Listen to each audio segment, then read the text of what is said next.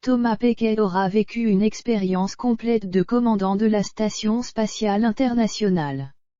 Il a été confronté au risque du pire, avec la perte momentanée du contrôle d'orientation de l'ISS après 199 jours passés en orbite à plus de 400 km autour de la Terre. L'astronaute français de l'Agence spatiale européenne, ESA, est apparu souriant et en grande forme physique, lors d'une conférence de presse retransmise depuis Cologne et rapportée par l'AFP.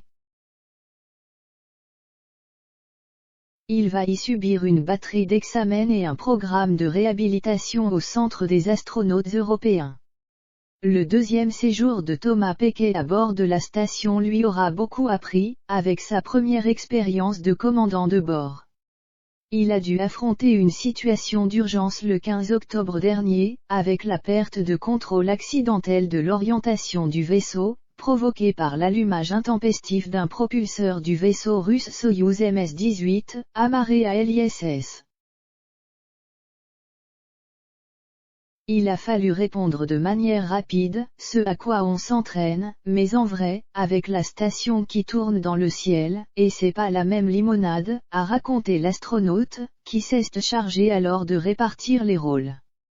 Cet incident a presque été une chance, parce que c'est une expérience enrichissante, a commenté l'astronaute de 43 ans.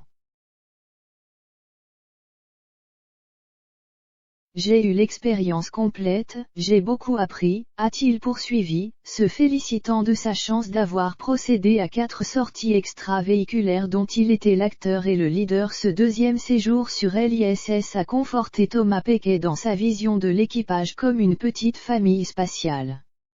Et dont la bonne entente est capitale dans la perspective de missions encore plus longues, comme un futur voyage vers Mars.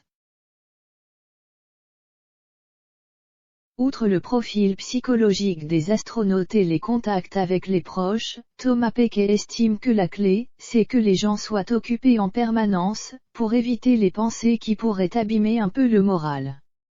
Car après tout, la station spatiale, si on n'a rien à faire, c'est un peu comme une prison avec une très belle vue, et quelques trucs marrants comme flotter.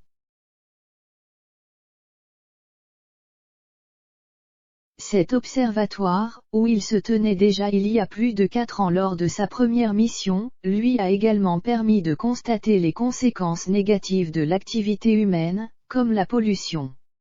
Mais il dit avoir vu cette fois beaucoup plus d'événements climatiques extrêmes, tels des tempêtes et des incendies à présent. L'astronaute va suivre un programme intensif de récupération. Il s'estime à 80% de ses capacités aujourd'hui et il table sur 6 mois pour récupérer à 100%.